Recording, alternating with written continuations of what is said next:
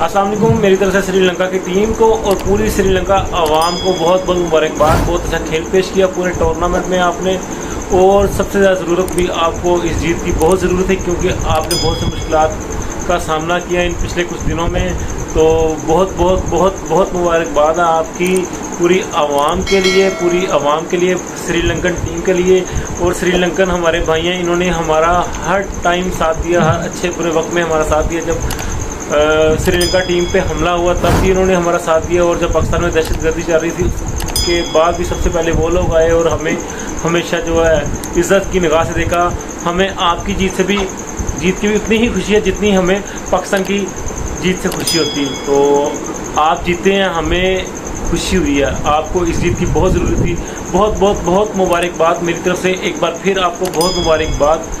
तो इंशाल्लाह come back करेंगे, हम भी कम बैक करेंगे। बहुत अच्छा खेल पेश किया आपने। हमारी कुछ खामियां थी जिसकी वजह से हम ये मैच और ये ट्रॉफ़ी नहीं विन कर सके, लेकिन फिर भी श्रीलंका को बहुत बहुत मुबारकबाद। श्रीलंका जिंदाबाद, पाकिस्तान जिंदाबाद, पाकिस्तान पाइंदाबाद। अल्लाह हाफिज़ मेरी तरफ से सबको।